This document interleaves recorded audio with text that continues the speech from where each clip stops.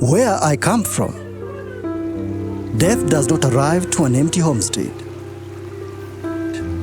When a Luo makes a final bow, the wind carries the news faster than footsteps. And soon, the compound comes alive. Liel Kaluo is never quite a fair.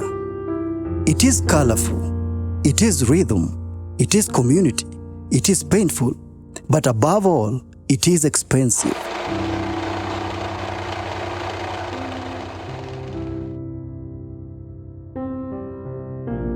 My name is KP Jaluo Abroad, and this is my story of Liel Kaluo. Maybe poor in life, but definitely wealthy in death.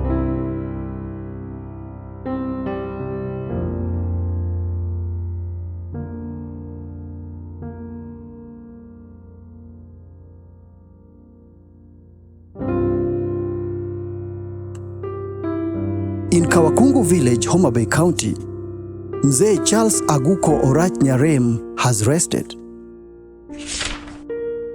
I have seen with my own eyes how the people gather.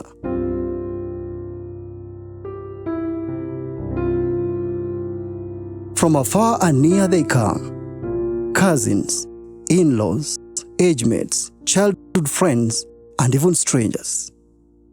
Cars and motorbikes crawl in like a never-ending caravan.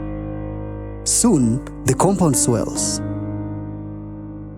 For the Luo, death is a celebration of life. It brings people together, sometimes more than life ever did. The sense of community feels stronger in death than ever. Lo kum lo. Wanyalo duoko lo kum lo.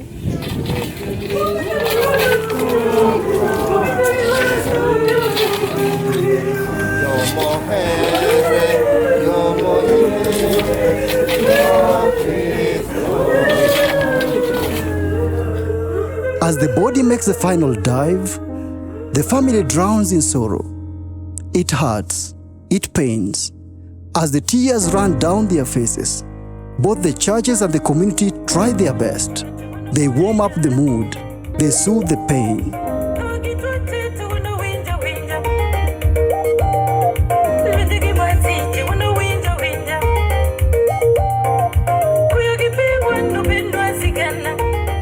This is the poetry of Liel Kaluo, a communal farewell wrapped in pride, respect, and remembrance. But behind the poetry, there is another truth. In Luoland, no visitor should ever leave hungry. Every mouth that sang possibly ate the steak. So cattle fall. The smoke rises as the aroma of the roasted meat and fish fills the air. At night, no one sleeps. Men sharpen their knives to slaughter, because here, chiemo okrum, the food must never be scarce. Women gather at the kitchen tents, slicing meat and stirring the giant sufurias that never rest. The world sees the colorful surface. They admire the buffet, the crowd, the printed t-shirts, the giant speakers and the endless powerful speeches. Adwana nyisi ni waseka omanajia beach kene mose uoyo oganda modong joseme jokonyango wire jobutula josakwa bondo joseka kodera kosele tarbo poko uoyo. They say, this funeral was big. The family honored their own. But family?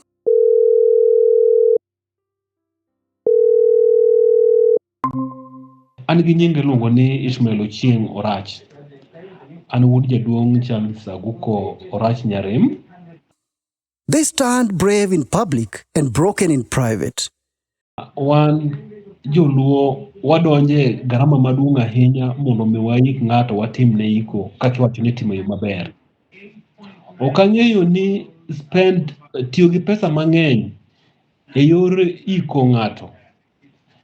E iko ng'ato maber, koso nitie machielo minya ti godo mar iko ng'ato maber ma pesa ok otiyo mang'eny. Garama ni osebedo ka ong'eny kendo dhi malo each and every liel kotimore. Behind the tents and the speeches stands a tired committee, counting, calculating, and borrowing. Because when death strikes, a budget is born.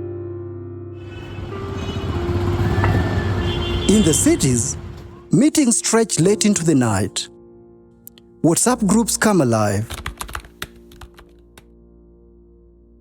Spreadsheets join the unending calculations. An gi jomokia iluonga ni Tony Hayo. An achung'ne welfare ma Nairobi, waluongore ni Kawakungu Nairobi Diaspora Welfare. To an e treasurer margi, an mamako negi omenda. Back in the villages, the agony remains the same. Iluonga ni Rethinking Nyango, achika Wakungu Gemrae, klano en Kakisor, Kawakungu Welfare, an secretary, ne wan gi Liel kwarwa mosenindi luongo ni Jaduong' Charles Aguko Nyarem, to ne wabedo piny kaka jo ot mowatimo budget. Budget wa ne the grand total ne rida 347,980. Jaduong' Charles Aguko Nyarem, an katedo Kawakungu katedo kokoti. Koro noyudo support koa kuom ang'owa kuom nyithinde. Kabed ni diere mane pod ngima mane motiyo nokonyal an that much 347,000 nokonyal an. To kata bed mana ni sani onge member of family ne kata nyathine manyalo ting'o pesa mar siling 347,000 e lwete sani. To kakoro notho dong pesa oyudore, budget notim, ji nochiemo. To mano onge gimokony. Wayudo ni sani koka dwar yang. Jaluo ohero ng'amotho moloyo ng'ama ngima. Inya yudo kata ng'ato tuo to yware piny gi tuone no, ma inya yudo kata ka nyithinde kata ka example onya bedo kata gi nyathi achiel. Nyathine achiel ema struggle gi tuone no kende. To kakoro yudo kakoro osetho, tanyuola biro ma ng'a biro gi koni ng'ani biro gi koni mondo gitimne nade giyuor e liend no. Koro joluo ohero ng'amotho moloyo ng'ama timore nade ng'ama ngima. An kaka Rethinking Onyango, awacho kaluwore gi gima nicha kerwar marwa mar joluo Nyandiko Ongadi kendo mokeo ka Wakungu ka nowacho ni ogombo ni mondo joluo odoge culture gi machon, maka ng'ato notho to onge gimoro ni moko mach kama ng'ato thoe. Wan joluo ang'o me watimo ma to wadong' ka ng'ato osetho wadong' ka wan jodhier nikech watiyo gi pesa mang'eny e liel. To bang'e no wan ema wadong' ka koro wadhier, nyithinde wa koro ok dhi sikul, onge gimoro amora ma koro wanyalo timo bang'e no. Wadong' nyaka gi gope ma iduogo gi pewa. Wadog gure culture wa machon kaka joluo mondo watim gik mane joluo timo chon ka ng'ato tho. And so I ask, what is the price of dignity? When did grief become a performance? When did farewell become a financial war? Families slaughter the cows they cannot afford. They feed crowds they will never see again. They rent prestige for 48 hours and pay for it for 48 months. We say we are honoring the dead, but sometimes we are literally burying the living in debt. Was it like this in the past? Nyinga iluongo ni Liel Nyango Oniala. Luo machon kaka ne watiyo, ka ng'ato tho, nyuka minudo. Nyuka no kosenudi, emipogo welo ka gwata timo nade, madho. To chiemo to watedo e mier. Kwasetedo chiemo e mier, wating'o gi gigo, ne wan gi gimoro na tongarego, iting'o to kuonde ikete a tongarego. Kato chiemo itoke tao, kata ka era itok oswaro. Koro ting'i tere liel kisekete kanyo. Koro welo mobiro, koro ing'e ni jogweng' kotedo chiemo ng'eny. Jogweng' otedo chiemo ng'eny. Koro ipogo welo makama, chiemo ni pogo welo makama. Wach matindo biro go sani ni yang'o dhok ni onge. Nitere chiemo mir ng'ato nego gwende, ng'ato tedo rech, ng'ato tedo ring'o. To ting'o matongarego tiketo koka welo chiemo. I stand there watching the last soil fall. The tents come down. The guests return to their homes. Life moves on. But one thing remains behind, the bill. And I wonder, must love be proven through extravagance? Must tradition demand our poverty? Must a family already wounded in death be wounded again by expectations? I honor Liel Kaluo. I honor the culture, the unity, the color, the respect, and the spirit of togetherness. It is beautiful, It is ours. It is powerful. But I also ask, can we keep the beauty and release the burden? Can we remember our people without destroying the ones still alive?